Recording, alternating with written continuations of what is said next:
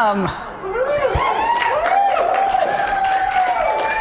I was loud enough to wake you up there, wasn't I? Just to get you going and get you excited about this super session that we have going on today. I'm Beth Troutman, today's moderator. Hopefully you've seen my show. I'm the host of Right This Minute. How many of you have seen it? Nice. I tell my mom that she's not the only one watching. Now I have proof.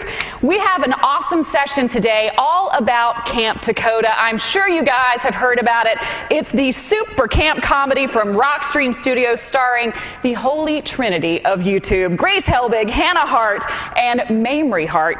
And get this, the film debuted in February on the upper reaches of the iTunes charts among this year's Oscar winners, which is a huge, huge deal. Producer Michael Goldfine, along with some of the stars of the film, are joining us today to discuss the new model behind the film's success and its impact on the future of independent filmmaking. This is a really, really big deal. But before we dig into that, I want you guys to take a look at the trailer for this film that was seen by millions of people online. What is up? It is your girl Becky G. I am going to help people do the ultimate prom ask out. Trying to find a yummy snack with whatever randomness is in your fridge? I got you, girl. We just wanted to make sure you guys were awake. This is Sally. Look at you all grown up. I'm getting married in 2 weeks. Love you. Before you know it, you'll be driving your little ones up to Takota for the summer yourself. And I think my ovaries just winced. This might be totally inappropriate, but I finished my book. It deals with unrequited love and Loch Ness monsters. Elise, what are you doing home? I just got fired. Is there somebody here? Hey, have you read this nonsense? I am grossed out and sad about this. Sally. I'm coming to camp. Elise, grab your swimsuit and slap on some sunscreen because you're going to camp.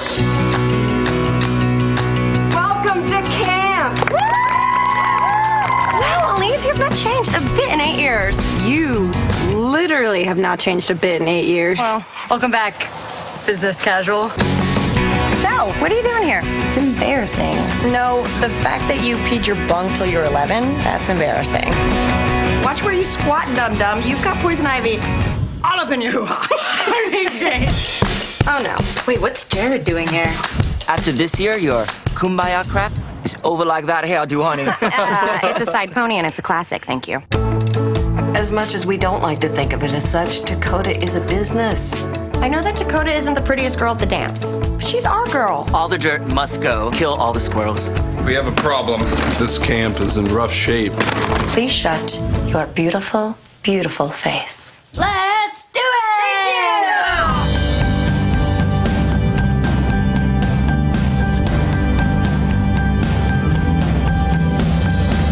You go back home and you try to tell people about camp. You have all our inside jokes and the songs that only we know. And you end up just saying, you had to be there.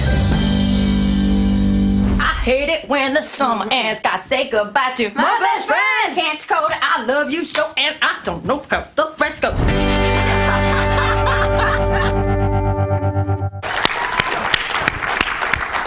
It really is a fantastic film. Are you guys ready to meet some of the stars behind the film, or some of the stars of the film, I should say, and the producer behind the film? You guys excited? First of all, it is my honor, my privilege to introduce the producer of Camp Takota and the founder and president of RockStream Studios. Please give a warm welcome to Michael Goldfine.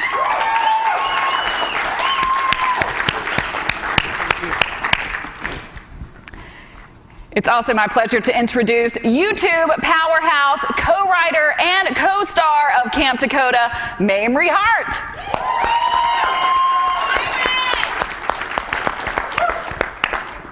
And last but certainly not least, the voice behind one of YouTube's most popular channels. It's called It's Grace, and she's the star of Camp Takota. Please give a big warm welcome to Grace Helbig.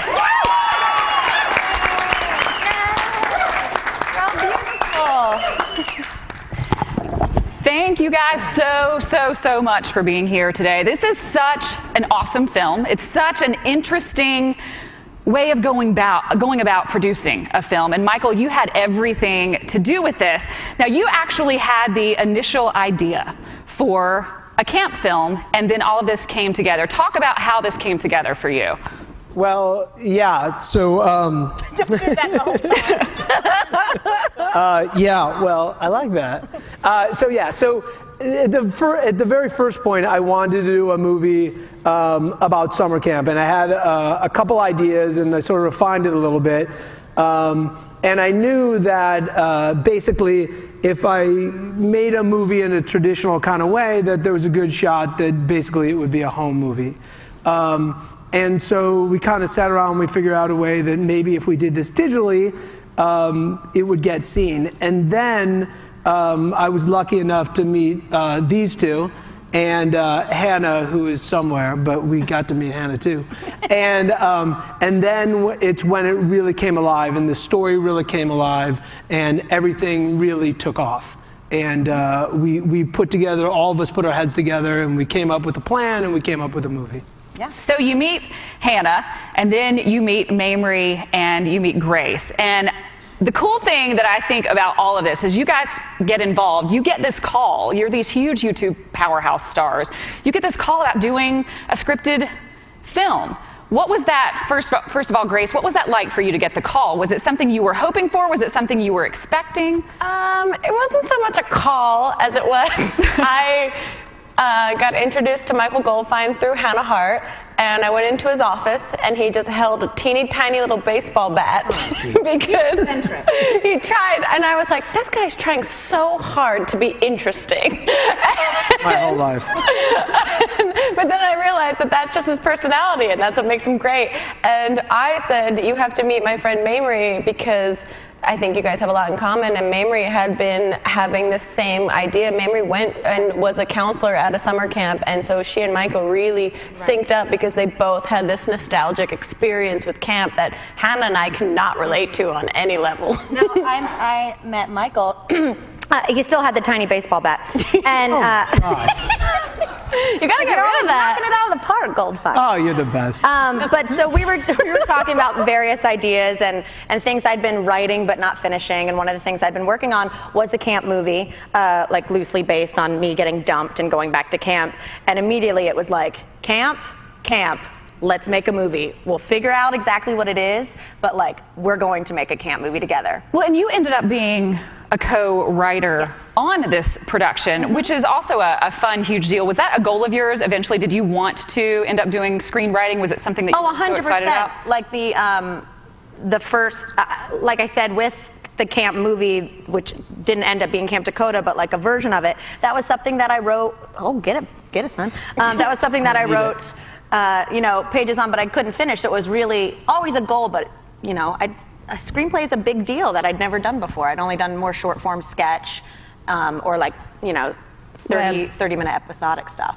Now, Michael, when you found these ladies, you found Hannah first. What led you to... It just sounds so funny. They were in a gutter and and he just found us. He just found you. Yeah, her blue eyes. Yeah, from a sinkhole. I was living in a box, romantic. and he saved me. Isn't there music that can be cute? This will go off the rails if it hasn't gone off yet. I guarantee it will go off. I'll try to keep things in order. Yes, I'm sorry. As you connected, right? Yes. As you connected with these ladies, as orphans. Yeah.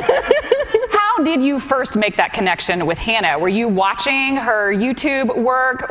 How did that connection start? Well, you know, like I said, I had done a ton of work in the YouTube space. I jumped back and forth from the traditional and the digital space, and when I decided this was the route I wanted to go, I hadn't decided fully that I wanted to make this a female three-hander or a female skewing film, but I did want to meet I did have my eye on some of the personalities in there, and when I had seen Hannah, I know she wasn't a traditional actor, but I looked at her and I thought she was very interesting, so I wanted to meet her. And then just to kind of push us forward is that What is wrong with you? No, you said you looked at her and you thought she was interesting. I was like, yeah, she does have. I looked at Grace and I thought she was so not interesting. And Mamrie, you were interesting. Thank you. And so then when I saw that there was a potential as a possible actor when I had met her, and then as I kind of went down the line, like you said, I met Grace, and she was more of a traditional actor, and then I was like, wow, there really is something here. And I didn't look at them as much as YouTube stars. I come from a world where like the story is the most important and being an actor is the most important because we want to make a great film. And then when I met Mamrie, it all sort of made sense to me. It's like, holy crap. We can say that, is that we could actually make something really good. Like, I wasn't interested in making a YouTube movie. I was interested in making something really good, and I saw these guys, and I was like, they're really talented as actors. Let's do this as actors. So once you got them on board as actors and you saw how talented they really were and you get the film going, did their YouTube celebrity start factoring into that overall plan that you started having? Did that have an impact on your thought process? Yeah, and I also want to take a step back also, is not just that, but I think that the three of them, it's not just their celebrity, because that just seems kind of like, oh, it's their celebrity. It wasn't that. I think as their executive producers on this movie, I think it's their intelligence, their experience, their, you know, they're like me, and I know you guys hate hearing that, but they're scrappy, and they want to figure out a way to make this work and be successful, and they're willing to market this in sort of ways that a lot of people are like, what are you doing? This will never work. And they don't care. They'll try it. And so they were useful and amazing in the ways that they're crafty, and they think of interesting ways to do things and to get the movie out there. So it wasn't just that they were celebrities, it's that they're really smart, and they can figure out ways to get the message out. Yeah, and also to that point, like in the reverse sense of that, Michael took a real risk on working with us because, you know, new media versus traditional media, it's always hard to kind of like, as a YouTube personality, to convince someone from traditional media that you do have that traditional background. And Michael really acknowledged that and said, yeah, I'm going to invest in the three of you and we're going to make something together. And that's really, really hard to convince someone to do. And it just came about so organically and like effortlessly, I think, because we were all of the same kind of creative mindset and we all just genuinely enjoy each other's company as humans. And yeah, so I mean, as much as he's saying he worked with us to leverage the film, we really worked with him at the same time. And to add on to that, to Michael's credit as a producer, like with the YouTube, with what we do and what all, you know, a lot of online content does, is it's you make it, you get it done, you don't think about it, you just go. You just hit the ground running. You don't sit on an idea because someone else will. Yeah. And Michael, even in the, you know, traditional space, has the same mindset. So it wasn't, oh, like, the fact that we made a movie from concept and meeting each other to it finished product in a year is kind of the we film a video, put it up the next day. Yeah. You know what I mean? Yeah. Like comparable in time. Yeah. Yeah. So. Yeah. And before we get into all of the behind-the-scenes aspect of it, all that you guys did to help get your fans and everybody involved, I want to talk a little bit about the content of the film, because this is such an exciting film because it's three female stars. And that's something that's lacking in a lot of Hollywood movies, a lot of big film productions. And there's a big portion of the audience, I think, that's underserved. I think people are craving female characters that aren't just in every scene talking about guys together. As you're writing the script, as you guys are coming up with the concept, was there kind of a female empowerment message that you wanted to get across, or some kind of feminist message that you wanted to get across? Mamrie, I'll start with you. I don't think it was less I don't think there was an empowerment or like a female message I wanted to get across. I just wanted it to be female lead characters who talk to each other like normal people do, and friends who act like friends with each other, rather than it being in like, this is my chance to make very powerful females. It's like, no, this is our chance to just have to be human. Just 3 humans who happen to have vaginas. Yeah. We're friends. Just like normal. It doesn't matter, you know, in the same way how we didn't focus on the fact that, like Hannah's sexuality, it's just another thing, you know? We don't want to focus on the fact that it's 3 women. I mean, I definitely, totally, 100% agree with you that it is very underserved, especially having characters who act normal, who aren't catty, who aren't competitive, for, you know, younger females to watch. So I think that was really the goal. Just trying to be normal. Yeah, the original title was Camp 3 Cooters. 3 Cooters. Oh my God. Didn't get past fit it on the legal. shirt. We couldn't fit it on the shirt. Yeah, that'd also be a weird logo. Yeah, it's a well, you know, Great little beavers. Yeah, There's people looking up cooters right now. Yeah. She's from North Carolina. She knows what a cooter is. I totally know what it is. I still call it that. Not an article of clothing. Getting back on topic, just to you, Michael. Great job. Speaking of so, Love that.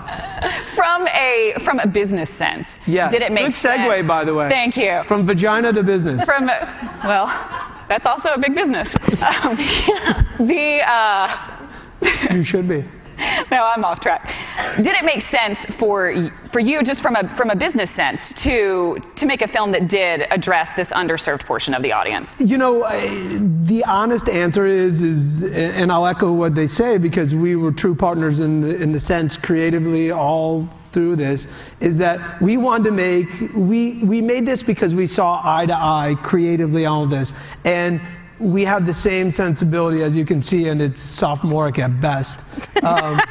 Is that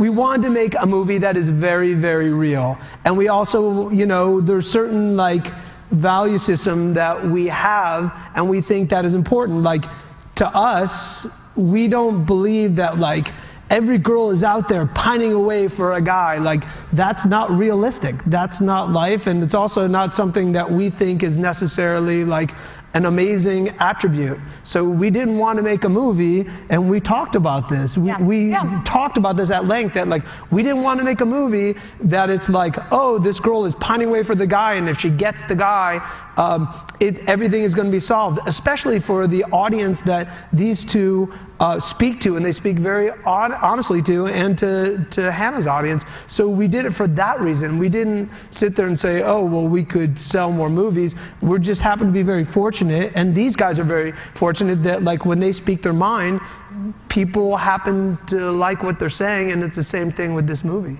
And that's actually a perfect segue into, you guys get together, you've had this conversation, the script is done, you start shooting the movie. Grace, I'm going to start with you. What was it like to suddenly turn that switch, you know, from doing your YouTube videos to being an actress on this set with boom mics and, you know, a crew? It was very different. I was maintaining a 5-day-a-week YouTube video schedule at the same time that I was shooting Camp Takota.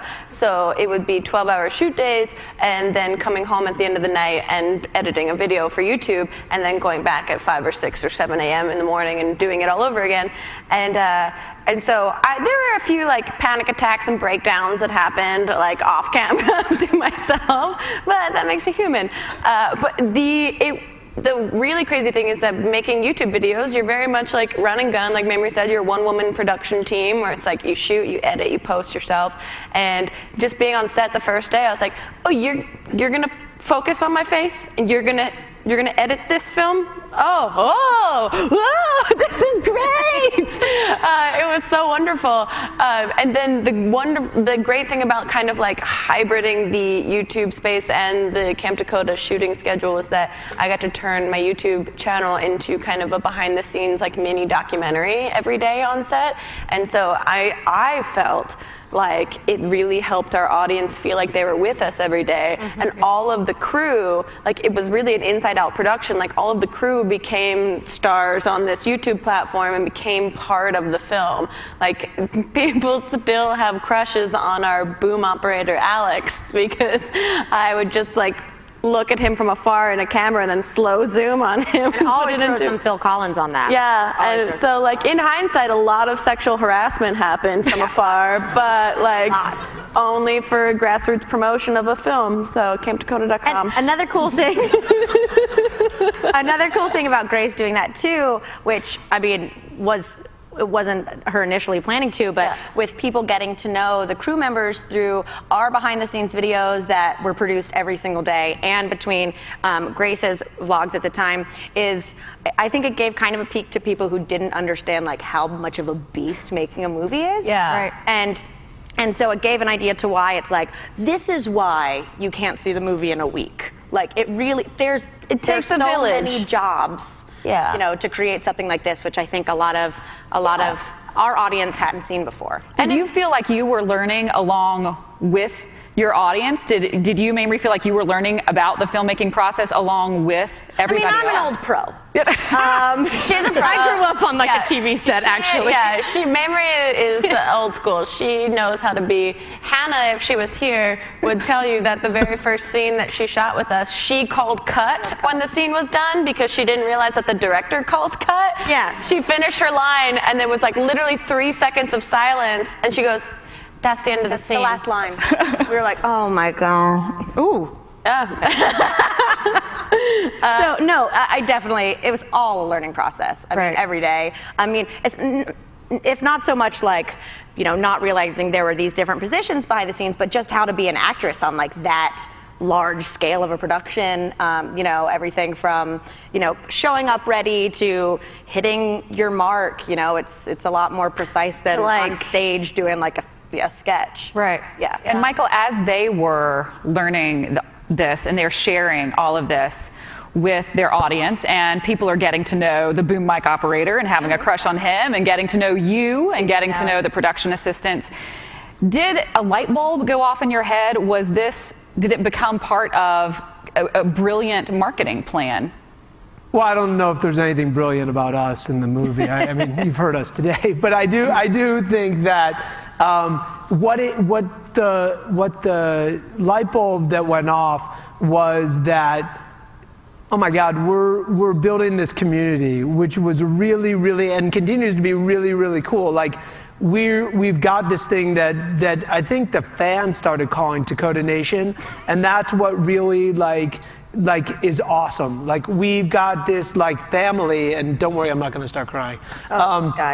Like we built this, you know, it's called emotion, Grace. Yeah, okay. We built this like group, this family, that Takota Nation, that like we see all the tweets, we see this conversation back and forth, and you know, it's not just Hannah, Mamrie, and Grace, it's all the people back in the office, it's myself, there's a conversation back and forth, and it was amazing the whole way through that not only when you shoot a movie you become a family, but our fans became part of it.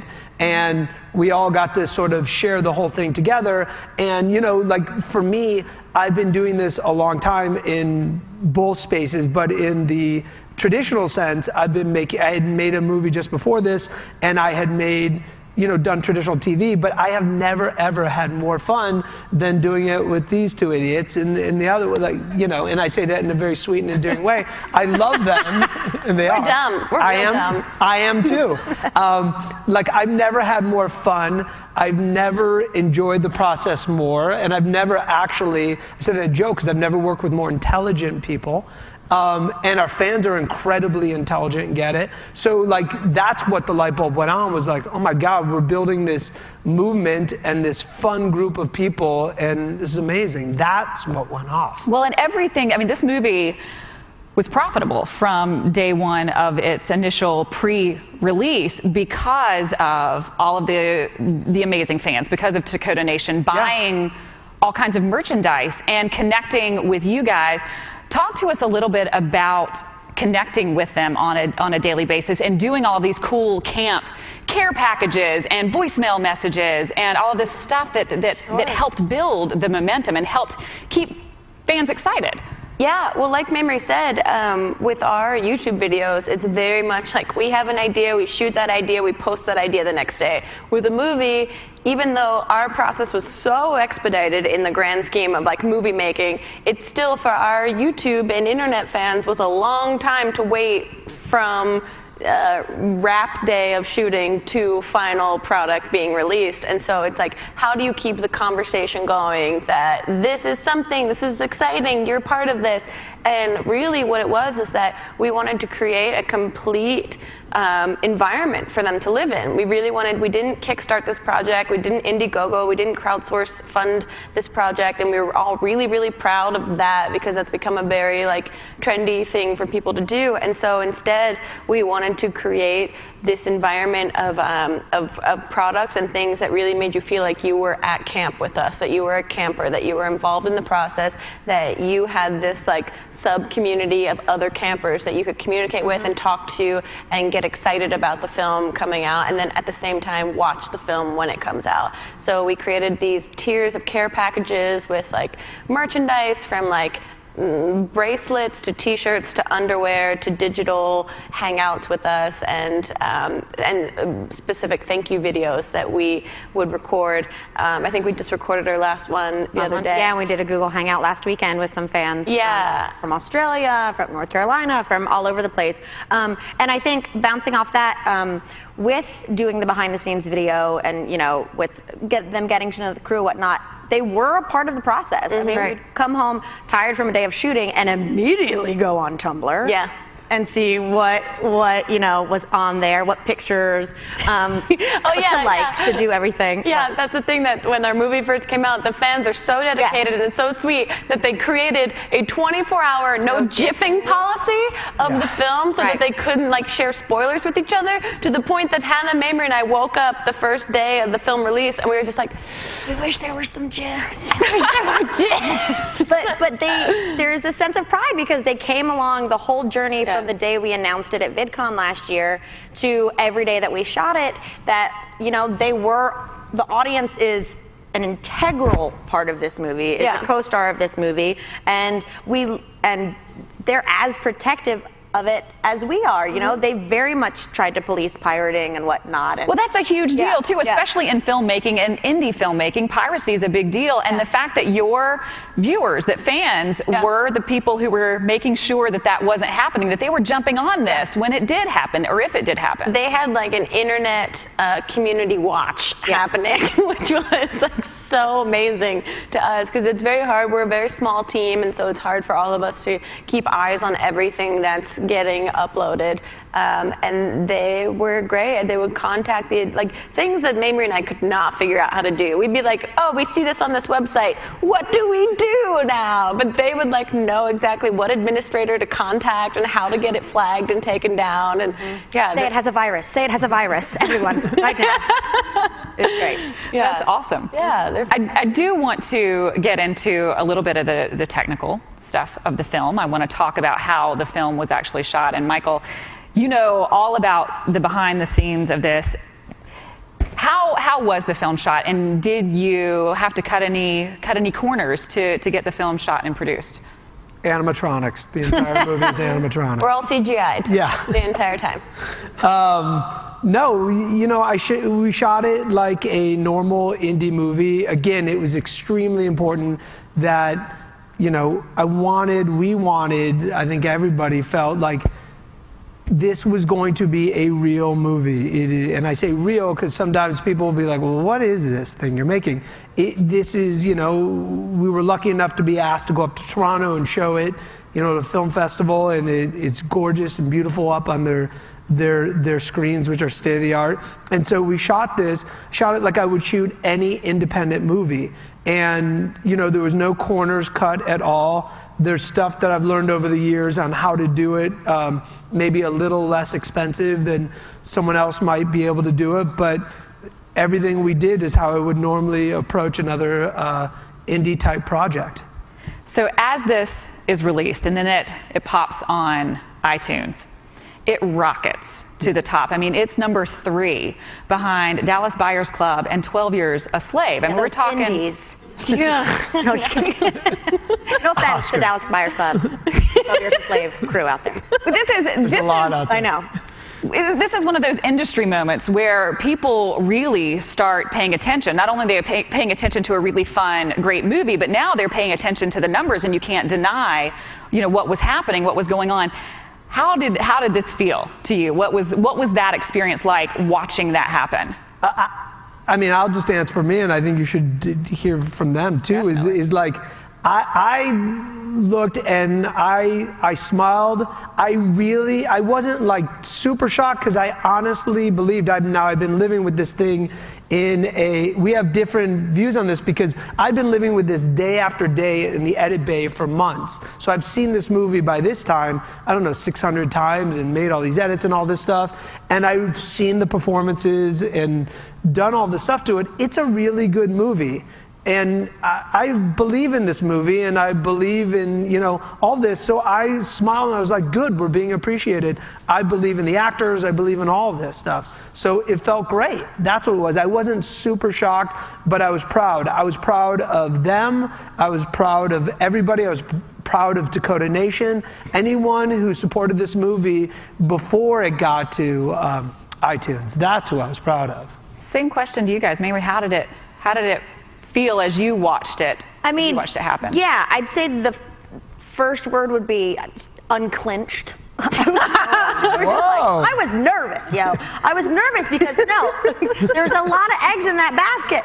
It was like, Grace and I have talked about this before. You make an internet video and you're like, that sucked. You put it up, it's cool. It gets buried in a day or a week with your next one, and it's done. But this is a huge project, and for myself personally, with the acting, but also the writing and the story with Michael, and producing as well, it was like, it's not just, oh, well, let's see if people like me not crossing my eyes and telling sex jokes. Like, let's see them see me as an actress, but also like, I hope they like the story. Like, they were just, it was a lot of different jobs on a debut. So I was extremely relieved, and I mean, just drunk for days. Yeah. What about you, Grace? Yeah, not normal. Yeah, something new and different. Yeah, it was very strange. It was so cool, and some of the favorite, we spent weeks just like going and checking our Tumblr tags and seeing what people liked, and like I was in New York recently, and I had a couple cocktails and sat in my hotel room and just watched every review video that someone made of Camp Takota, and just like had a night. They were the greatest.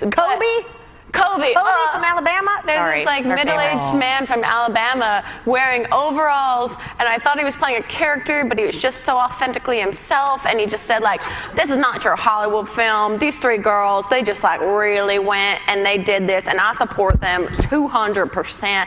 It's the greatest video. We commented on the video, and then he did a follow-up review of us commenting that was like, I am fangirling my ass off right now. I'm obsessed with you. Sorry. It was great. Oh, it was so great. But that said, some of my favorite things to see on Tumblr were people that had no idea who we were at all, and they just happened to be in the iTunes store. They saw the movie, they saw the ratings, and so they downloaded it and they watched it. And then after the fact, they found out that we had come from YouTube and made a movie, but they still enjoyed the movie, not knowing anything about us. And that was like, oh, we did it. I mean, our fans are so wonderfully supportive that I feel like Mamrie could take a shit on stage right now and they'd be like, 2 thumbs up! Love it! If this was a 15-minute longer panel, you'd see it. But I want to thank NAB for having us. We will never be back, but we enjoyed our stay. Anyone here from any media outlet, feel free to take that quote. And it just felt like, oh, these are people that have no preconceived opinions of us as humans that exist in the entertainment industry at all. And they're just watching it blindly, and they enjoyed it, and that made me really happy. Did it impact your YouTube channels? Did you see a crossover? Did you see fans coming from the movie, and now they're loyal to you in other ways? A little bit. Sprinkling. Yeah, not too much. I think it's harder to get someone from a traditional media audience over to YouTube than it is to rally people that watch you on YouTube to go to a different platform. But I did, I mean, for me it was an interesting time because I had started a new channel along with the movie coming out, so there was a lot of things happening. But for all of us, I think it was just like a strengthening of community in all of our viewers, that they just felt like they had this extra piece of content that unites them all now, that they can talk about outside of our separate YouTube channels. Yeah. Did you see it personally? Did you feel? Kobe. I mean, we got one. I found my fiance. No, I mean, I'd occasionally see the comments and whatnot. There wasn't like a huge jolt or whatnot. Personally, on my YouTube page, but also again, my channel is so much different than Camp Takota that like there isn't really a crossover. So no. Wait, Michael, what about your YouTube channel, Michael? Oh my God. Well, my YouTube, just kidding, that's great. I'm still figuring out how we're going to get out of here without paying a big bill. We'll just keep moving along. Maybe they'll just forget. I'm hoping. What was said. So let's change gears. Yeah. And get back to. You totally look like a couple on there. Yeah. What are you doing? Oh yeah, you do actually. You know what I was thinking? I look like your weird. It's like, why is Grace daughter. so far away? Well, no, I look like your weird goth daughter that's like, I hate my new stepmom. She'll grow out of it. Why are you so far down there? I don't know, because I just hate human contact. This is not a great panel. You guys are awesome. Sorry. Anyway, Do you now? Yeah. Do you now, Michael, see what has happened here? Not what's happened here, but what happened with your film. Do you see this now becoming a new Hollywood trend? Do you see this? Are you guys trendsetters? No, on the first look at us. Do you consider yourself trendsetters? Wearing pleather shorts. No, not at all. come on, guys, have some pride. Sorry. No, I feel like we're not the first YouTubers to create a film. Michael Gallagher has created Smiley. Shane Dawson has created films before, but we, I think, really made an effort to create a story that was unique to ourselves, that spoke to us, that spoke to our audience, and a broader audience at large. And we try to do it the most successful way possible. And I hope that we can continue to do that and continue to kind of like modify this new template that we're working on to work better next time. Right. Yeah, it wasn't the first time YouTube to film, as Grace said, but it was the first time done like we did it. Right. Like we're saying all these things of creating the environment and even not crowdfunding and whatnot. So yeah. So from a business sense, and you can talk to this, Michael, it is a different way of going about YouTube or going about these films. Do you see that as a new trend or people wanting to do it? It's difficult though, right? Yeah, I think it's really hard. I think that, like, you know, I've had opportunities to go back and do movies in more of the traditional way that I'm used to doing content, or whatever you want to call it, film or television. I think that we have stumbled upon something that works for us, and I want to continue doing this way because, again, it is more fun and we have more control. I think that in terms of like a trend, I think to their point, a lot of people are doing this, but they're doing it because you control it. You can do it in your own unique way. I think in the way that works for us, because we do have the same sensibility, we're going to keep refining this and do it in our way, and it's going to work for us. I think that the next person who does it and the people they say are going to do it in their way. Whether it's successful or not, I think is going to be up to them. And I don't think people are going to follow our exact model because it is so personal. Like, what we're doing is not going to work for somebody else. I could tell you that right now. It's very unique to our audience.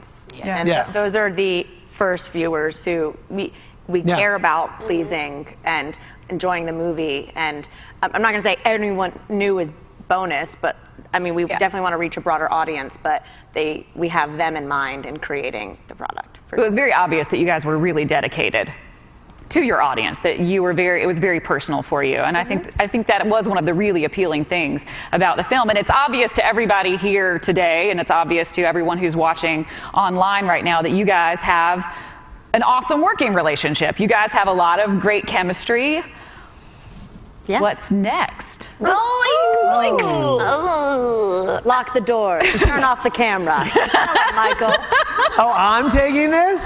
I was just about to say. T-shirt cannon for our next movie.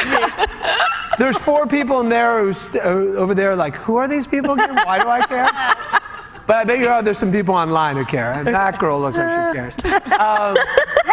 She cares a lot. I like her. We are working on something that we're very excited about, that we think is going to be really fun. It's a dinner reservation. It's going to be delicious. How? Yeah. Trying to get into Zarkana. No. And Thunder Down Under. No, we literally. No, I'll go into that later. So we are working on something. I don't think we're not quite ready to say what, but we are working on something and we're really excited about it. Yeah. You don't talk about the baby till the 2nd trimester. Oh, right. She got you real? That's why I said you should. That's a great analogy. Yeah, it's great. Someone put that on a T-shirt and sell it. This guy likes you too. We should make this more intimate. Well, that's actually what we're going to do. Oh my God. Invite people up? No, well, not invite everyone up, but we have a lot of people who are insanely interested in you guys and what's going on and your personalities and your chemistry and your relationships. So what I really do want to do is open the floor so that you guys can ask these folks some questions and get answers. And I want to make sure we don't have a lot of time left, so keep your questions as concise as possible. But there is a microphone, if you can see it, right back there. There's a fella headed to it right now, so you can ask in the microphone so that we can hear you up here. Oh, in a spot. Oh my God. Oh. Sing us your best Sinatra. One-man show. One-man show. Hi there. Go ahead. Hi, Scott Russell. I've got a question about money. To whatever extent you're comfortable telling us, how did you fund it? What was the budget? And have you made a profit? Wow. Grace, you want to handle all that? No. We are not giving out figures, but that's a fair question, and I like your vest. Thank you. That's called diffusing. So we are profitable, which is good for a movie. It's good for anything, actually. Let's lay it out there. So the budget, it's on par. Like I said, it's on par with an indie budget. We made this rather, like an indie movie. So there are some bells and whistles that I've learned over the years that we could, sort of cut some corners here and there, but we made it like a traditional indie movie, so you can look at it, and there was no super big tricks. So yeah, that's pretty much the answer. You should be a politician. Thank you. What? Those are real answers. I hate you. Caleb Barons, I was just wondering, you spoke for a moment on how your work on this compared to your vlogs, but I'm curious, how does it compare to web series that you've worked on? I mean, I have done scripted web series like My Music, and they are very intense to shoot. However, you're shooting a lot of content over a very short period of time. And with a movie, with My Music specifically, it's all kind of taking place in one area, one kind of set that you can reconfigure to look like a bunch of different areas, so you can get a lot more done a lot quicker. With Camp Takota, we shot on location, we shot all around Los Angeles, we shot on a Red camera, and so we had setups that would take a few minutes, reset everything up, and we had a bigger staff, and it was all about telling one storyline rather than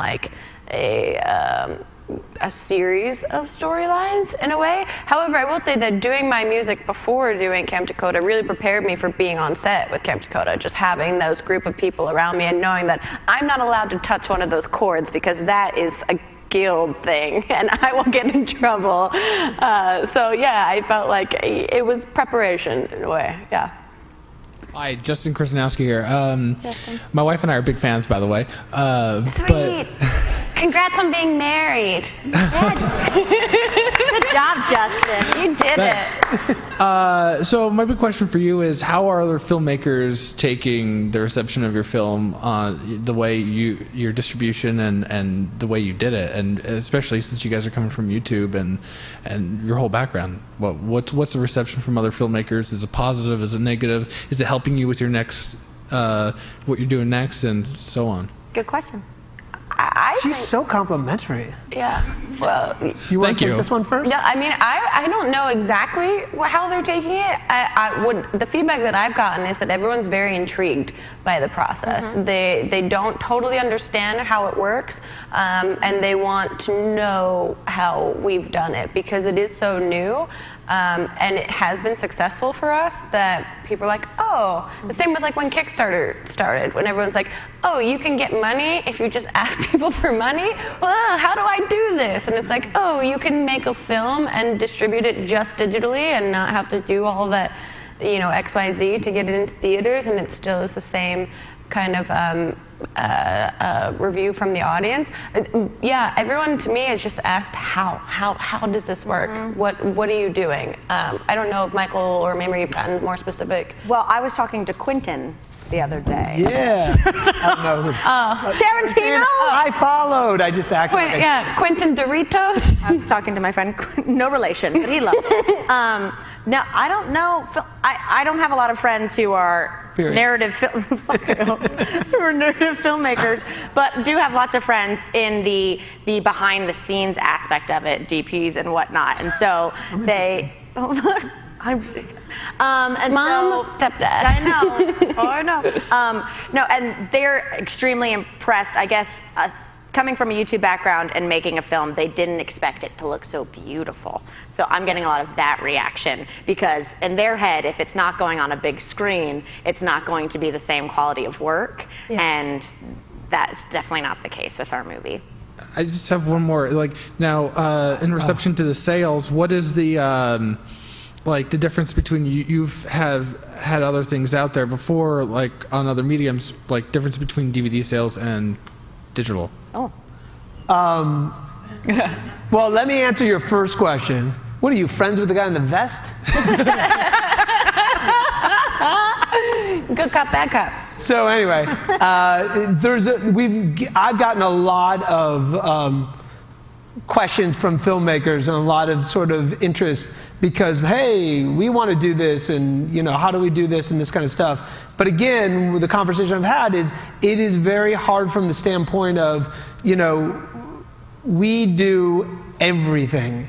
We did distribution, we did marketing, we did... Michael designed all the t-shirts. And the dance steps. No, she did the dance steps. All the dance steps. But like, we do everything. So there is no studio, there is no one helping you with all these kind of things. And so it's a lot. And that's what I mean is like, you're not just a filmmaker, you're all of these things. And so it's a lot of hats you have to wear, which we all gladly wore them, and and so it's a lot. And I think that the conversations when I've gotten into it with some filmmakers, after a while they're like, thanks but no thanks, because to take it on is a lot of things to do, and coming back is you have to really like and have the same sensibility of the people you're working with, or it is not going to work.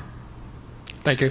Thank you, You're welcome. Thanks. Congrats on your marriage. I just want to say that you have been my favorite conference that I have seen by far over the last few days. Yes. Favorite question. Best of NAB.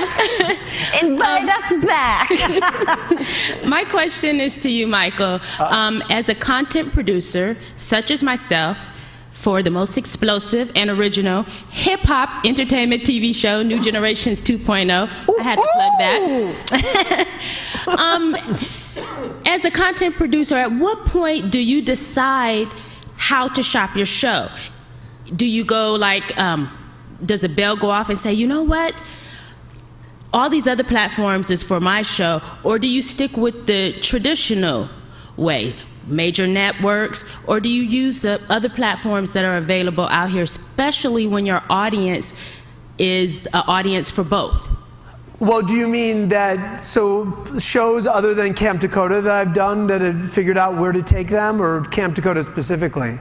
Other shows? No, just as a producer, how do you make the decision on where I'm going to shop my show? Am I going to go the traditional way, or am I going to go the new media way, especially if your audience is an audience that is on both sides?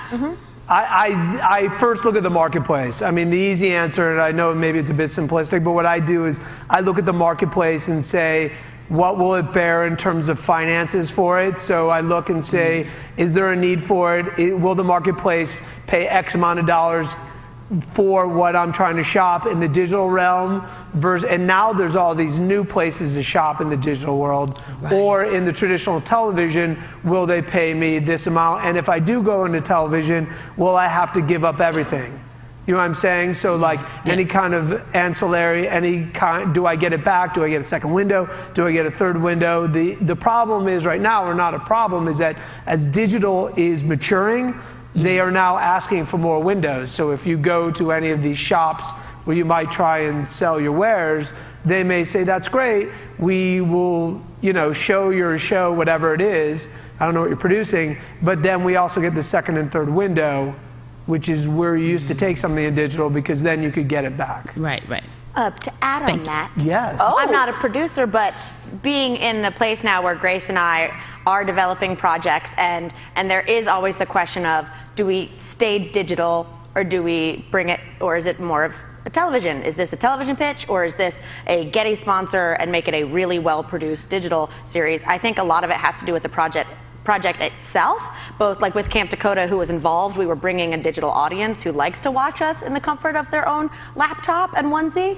But, you know, other parts where if I'm developing something and I know I'm going to have to get a lot of notes on it, if I brought it to the traditional space, I'd much rather bring it to the digital space. So as a performer, content creator, that's my answer. Control. I love it. It's not just a Janet Jackson thank song. you. Thank you. We have another question right here. Hi. This is so weird because I've been watching you guys for like a really long time. You're a creep. Yes.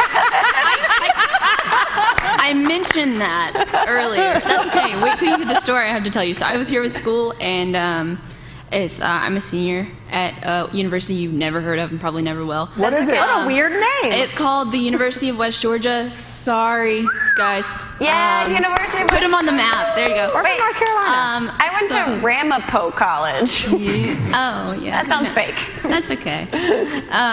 But I just wanted to ask Mamrie a question. So I kind of left everyone that I was with on this conference. They already flew back, and I skipped my flight because I found out that you guys knew we were going to be here. We're not going to pay for another flight for you. I freaked out. Someone gave me the tweet. I was in the pool, and she showed me it. And I was like, ah! And I made a quick decision, and it was the right one. But I just want to know if I deserved a drink now. Oh my gosh, you deserve so many drinks. Can you come up here? I feel like she should come up here. Yeah. I think, or like we at least take pictures and stuff. For sure. I don't know. Emotion. Yay! Make sure that you get on a flight. Are finals happening? What do you need to do for school? I'm working on it. That's not, I'm more of like a go as you go. You know, I'll get home. You don't really go to school. I get it. How did I get in here? What is your name? Stephanie. Stephanie, thank you for saying awesome. Hey. We will meet you in 7 minutes. Yeah. 36 Let me seconds. count down. Thanks, Stephanie. That's amazing. Yeah, we have about... Beat that! Man, but that's brilliant. That just shows what impact you guys have, and you're such an inspiration to independent filmmakers, because YouTube is such a wonderful platform, and online media is such a wonderful platform. So my question is to kind of all of you. One, how did you all meet? And two, what's your writing process like? Was there ever a point where you were kind of all, you know, debating something and then had some conflict, and how did you resolve that from a content creator and a writer-producer? Well, I'll say really fast that Grace and I met each other in 2007 at the People's Improv Theater in New York, where we were put on our first sketch team together. There was an 8-person sketch team. They chose the cream of the crop and put them on a sketch team. The cream corn of the crop. Yeah, right. Grace and I met. Literally, the first sketch we ever did was called "Everyone Loves Grace," with, you know, the byline of "Everyone hates Mamrie." That was the first time I met Grace. But so that's how we met. Second part of that, the writing process. So Michael and I created the story together based on, you know, existing ideas that I had for a script and my life and things that he wanted to achieve with his original camp ideas. And so we together figured out a way to make it a 3-piece. Because like I said, with his original camp idea and mine, it was kind of just one protagonist. And now we needed to figure out a way to make it 3 females and make them all work on kind of the same playing field. So he has an entire wall in his office that's a whiteboard, and Gil, who is another producer on the film and just the person just riding the bike that spins the wheels of this film. God love him. Lights on.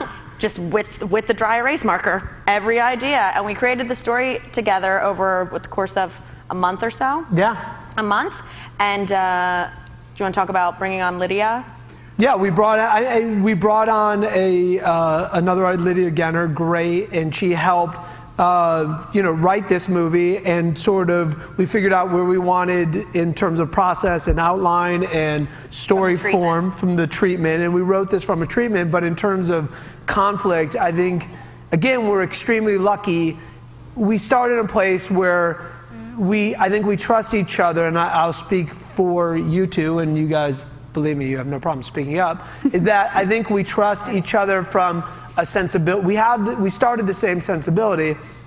So if we have a problem, I think, like, I would love to hear the point of view, because I trust that maybe it's better than what I have to say, and they don't trust me. No, I'll add to that is when, after Lydia gave the script, I got it back in my hands and I got to overhaul it completely, use it as an amazing base and skeleton and story, but put all the jokes, put our voices into it, and like with conflict, the poison ivy scene. The poison ivy scene where Grace gets poison ivy all over her cho-cha, Michael's like, I don't know about doing jokes about herpes. And there was actually several jokes which still made it into the movie, very lighthearted jokes, that we filmed, you know, we would film alts just in case. And so, you know, there was give and takes where I totally saw his side of the story and he saw mine, and we met in the middle, and everyone saw my vagina. We met in the middle. Really great.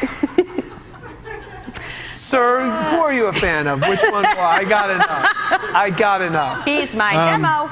I'm Bill Heydrich. I'm a teacher at Tulane University in New Orleans. We wave. We wave. And I have to confess that I know absolutely nothing about any of you. Yay! You're my favorite kind of person. Scene.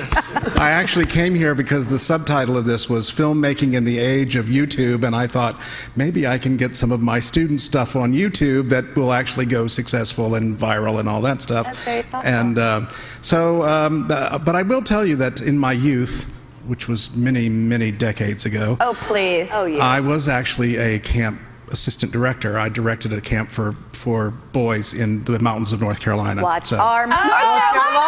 Where was Carolina? Was it, Bill? It was. It's in Zirconia, North Carolina, near Hendersonville. Oh, near Hendersonville. Camp Marywood. Oh, okay. Lake Sapphire. That's what Camp Takota's based on. You just said bitch. I love you, Bill. For those of you at home. Professor. We are kicked out of NAB. The people on the live stream, is there any way to get a visual of him? It is worth it. It's awesome. Sorry, continue. So, just so that I can take something home to my students that might help them, I thought I would stand up here and confess to you that I know nothing about you or this film, and I will go now to iTunes and download it and look at it. Yeah, you can rent it for $5. I wondered if, in the waning moments of the session, if you would use your sage advice to the burgeoning next generation of filmmakers. Well, I'll start. Oh, and he just walks out of the lights. Whoa. We have about 2 minutes. Okay, I would say that when I started, the best advice I got and I took was just create, make. Okay. Yes, the same. I mean, this is my first film, so I would take that same advice using it from a internet standpoint, is that don't overthink it, just make it, just create things. And also in the same vein, just don't put any filters on it. Do exactly what you want to do as if no one is watching and you're uploading a video and never changing the settings to public. Like, make exactly the video you'd want, even if it was set on private forever. Yeah. Yeah. I would say work with like-minded people that make you more excited about the project than you originally were. It was not in the cards for any of us to make Camp Takota last year. It just happened organically because we got along really, really well, and because we all had a lot of the same sensibilities. And Michael created a team of people that were so wonderful on set every day that it didn't feel like work. It felt like, and that's what YouTube started out for me as. YouTube was a hobby that became a job, and this film felt like not a job. It felt like a really fun opportunity to hang out with people that I thought did their jobs really, really well and made me want to do my job that much better. And I think the end product shows that, and I think that's at least the environment that I want to continue to work on moving forward. Grace, I'm going to need you to... No, I think it was a brilliant place to end it. Look what she did. We got 10 seconds. Thank you guys so much. Thank you for being here. Y'all were so awesome. Thank you guys. Talented people. You can see why they're such a success. Thank you, Beth. Thanks, everyone. Thank you guys.